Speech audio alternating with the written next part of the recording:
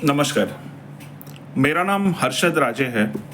मैं मराठी माणूस हूँ, लेकिन आज आप लोगों के सामने मैं हिंदी में बात करूँगा और जानबूझ के मैं बात करूँगा ताकि परप्रांतीय या उत्तर भारतीय लोग जो कि नॉन महाराष्ट्रियंस हैं, वो अच्छी तरह से समझें, ताकि मैं अपनी बात भी अच्छी तरह से प्रस्तुत कर सकूँ।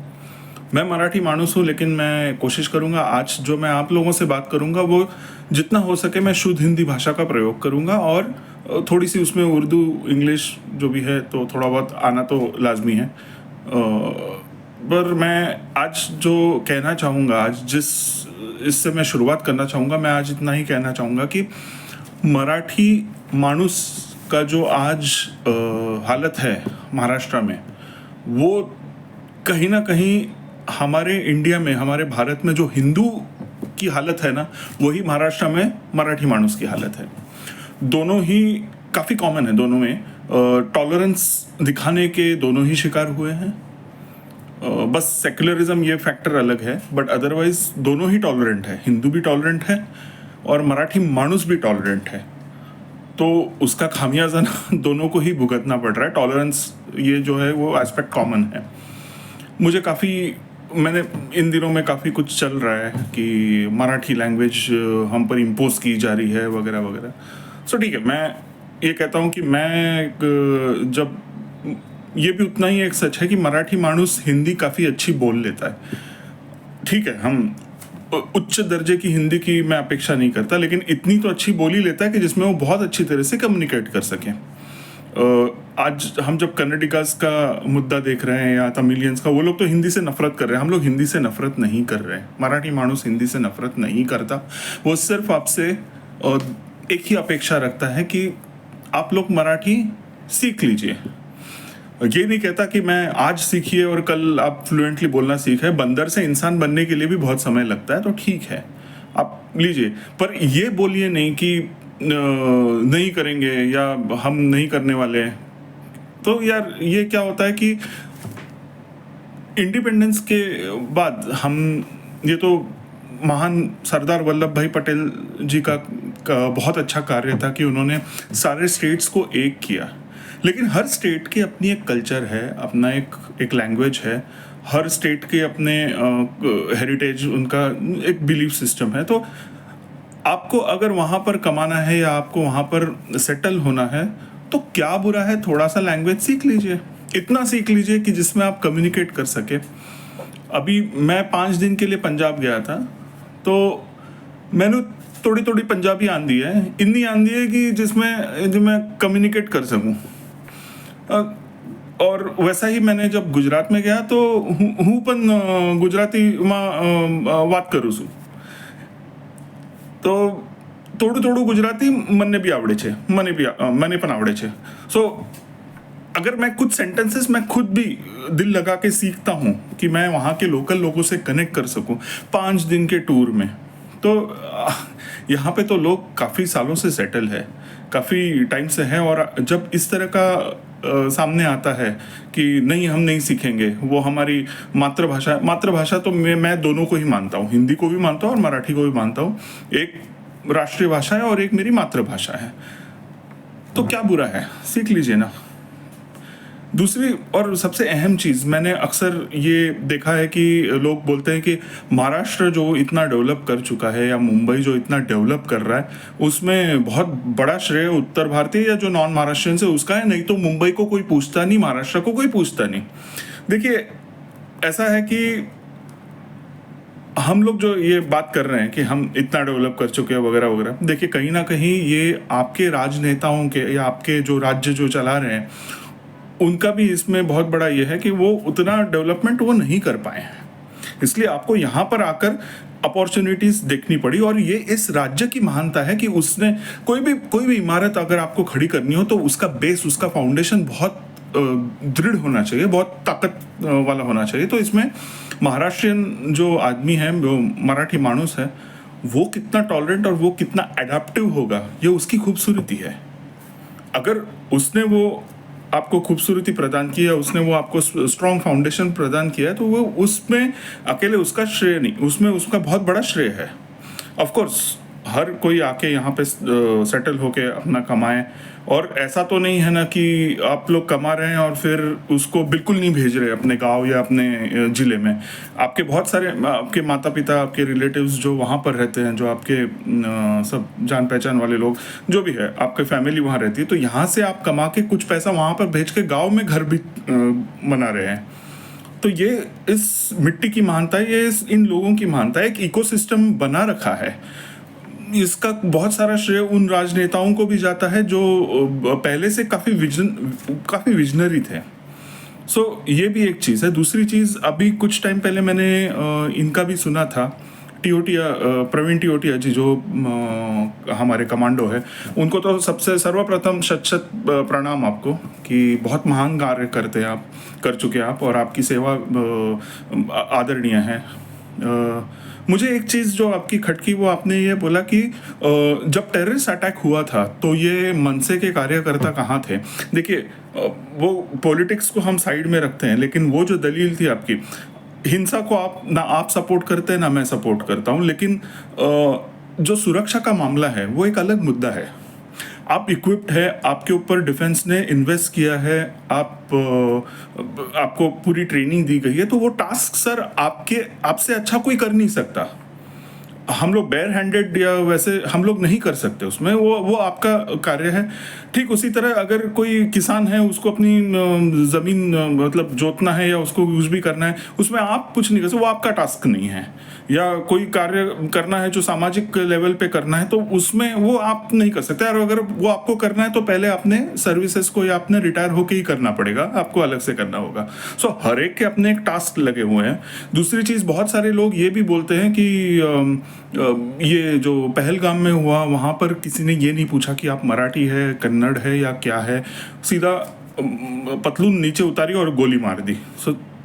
मैं इतना भी कहना चाहता हूँ, जिस दिन हमारे बहनों के पतियों की, यानी मेरे जीजाओं की जिस दिन पतलून उतरी थी, मैं ये कहता हूँ कि मेरी भी पतलून उतरी थी, समस्त देशवासियों की पतलून उतरी थी उस दिन।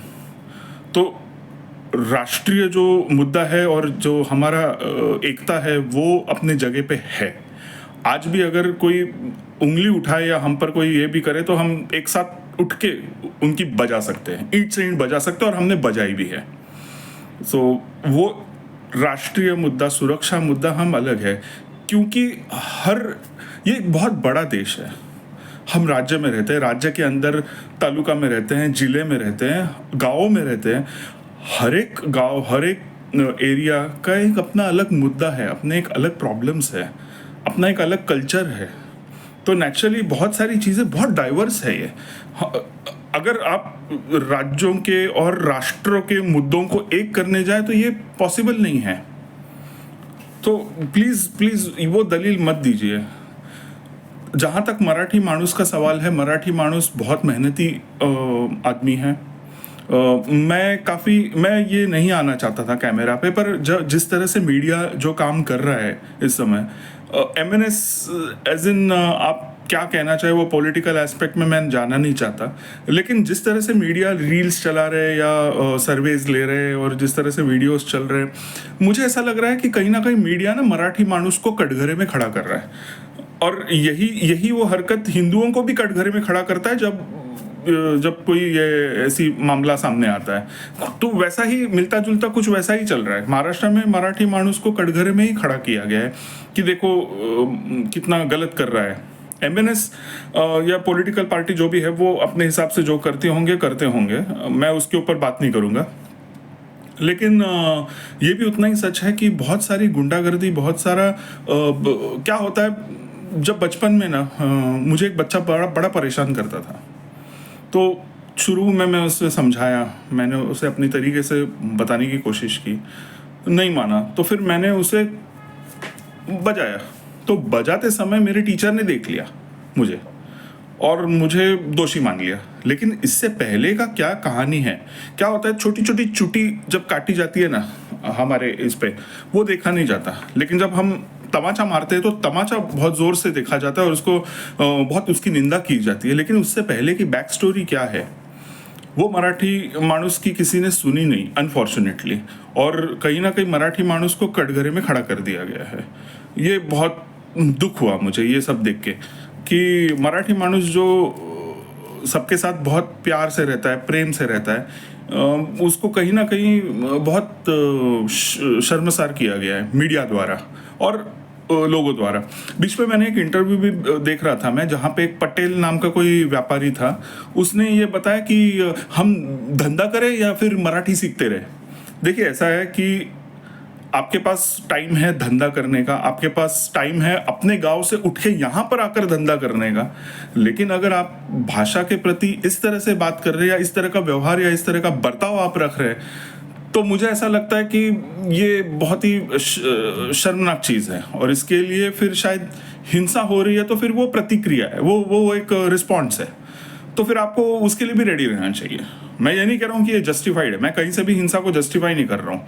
देखिए हर इंसान होता है, हर इंसान की बर्दाश्त करने की अपनी एक हद होती है। कई बार लोग लेट गो कर देते हैं, पर कुछ लोग ऐसे हैं जो उसको अपनी ईगो पे ले लेते हैं और शायद उसका कोई रिस्पॉन्स बहुत बुरी तरीके से करते हैं। सो वो चीज़ है कि हम कैसे बर्ताव कर रहे हैं वो भी बहुत इंपॉर्टेंट है। लोगों को तमाचा दिख रहा है, लेकिन वो जो पिंच जो वो लोग जो धीरे धीरे जो बोलते हैं ना, जो परेशान करते हैं, वो दिखता नहीं है किसी को भी। जब तमाचा मारा तो सबको दिखता है। और स्पेशली मैं एक चीज़ जो आपके यहाँ से माध्यम से मैं इस वीडियो के माध्यम से जो मैं अपील करना चाहता हूँ लोगों से, देखिए गोवा में भी काफ़ी प्रॉब्लम्स उत्तर भारतीय के चलते हुई है, उन्होंने वहाँ पर भी कुछ इशू करे हैं। कर्नाटक के भी काफ़ी लोगों को वो प्रॉब्लम हुआ है, तमिलनाडु के। जब इतने सारे स्टेट्स में इशू आ रहे हैं लैंग्वेज को लेकर कहीं ना कहीं ये रिजिडिटी पर प्रांतीय लोग दिखा रहे हैं, तो इतनी रिजिडिटी मत दिखाइए। मुझे मुझे मैंने देखा था जहाँ पे उन्होंने बोला हाँ अगर मराठी आदमी उत्तर प्रदेश में आएगा और बिहार में आएगा तो हम उसको कॉलर पकड़ के बोलेंगे भोजपुरी तुझे सीखना चाहिए। मैं सबसे पहले ये बात कहूँ कि हम सेटल होने नहीं जाएंगे वहाँ पे, और अगर गए भी सेटल होने तो हमें सीखने में कोई शर्म नहीं है। जब मैं 5 दिन के लिए गया था पंजाब और गुजरात, तो मैंने कुछ सेंटेंसेस सीख लिए थे कि चलो ये करके हम कम्युनिकेट कर सकते हैं, उस लायक तो बन सके कि हम कनेक्ट कर सके वहाँ के लोगों को। तो मराठी मानुस तो वैसे ही उसके खून में ही एडाप्टेशन है, हमारे इसमें तो एडाप्टिव हम लोग है, क्योंकि हमारे आराध्य तो छत्रपति संभाजी महाराज है, जिनके ऊपर वो मूवी बनी है छावा, उनको 13 लैंग्वेजेस आते थे। तो हमारे जब आराध्य हमें जो सिखा गया है, हमें जो सिखाया गया है, वो हमारी विरासत में हमको ओपननेस, एडाप्टिवनेस ये सिखाया गया है। तो उसमें कोई ये नहीं है, मतलब हमें कोई प्रॉब्लम नहीं है उसमें। मैंने तो बहुत सारे मेरे महाराष्ट्रियन दोस्त हैं जो बहुत अच्छी पंजाबी भी बोल लेते, बहुत अच्छी गुजराती भी बोल लेते, तो ये तो प्रॉब्लम वाली बात नहीं है मराठी आदमी के लिए। सो बार बार मराठी मानुस को प्लीज़ कटघरे में मत खड़ा कीजिए। और दूसरी और सबसे अहम चीज़, पिछले साल 2024 का जो कंट्रीब्यूशन है महाराष्ट्र का जीएसटी कंट्रीब्यूशन, वो तकरीबन है 3,48,600 समथिंग जीएसटी कंट्रीब्यूशन रहा है पिछले साल का कलेक्शन, जीएसटी कलेक्शन महाराष्ट्र का।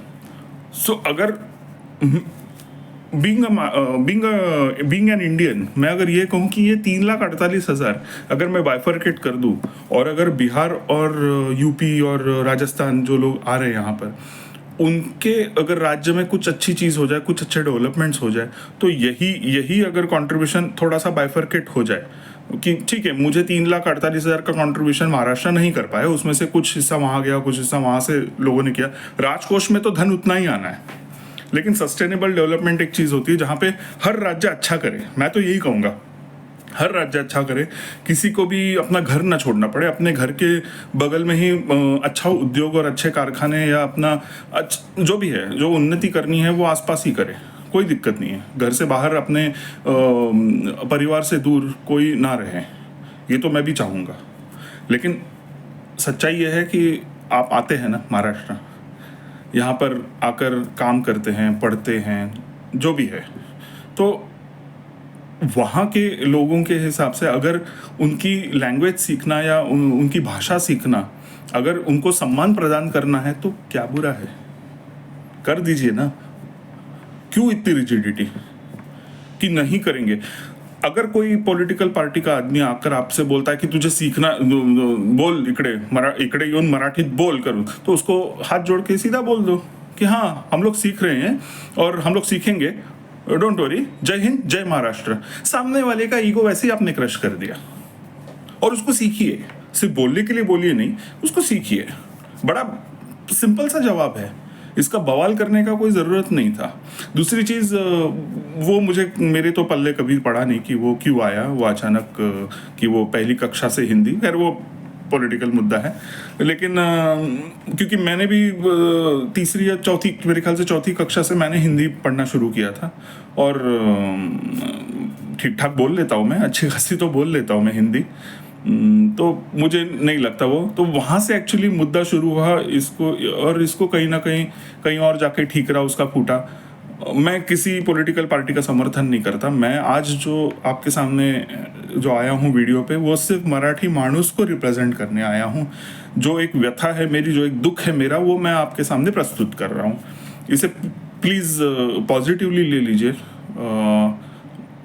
और इसे सुनिए। मतलब आपको कितना उसमें से, आपको कितना सही लगता है या कितना सही मैंने बोला है मुझे मालूम नहीं है, लेकिन ये एक दुख है जो मैंने व्यक्त किया, क्योंकि जो आए दिन जो मीडिया का जो भी चल रहा है वो सही नहीं है, मुझे ऐसा लग रहा है।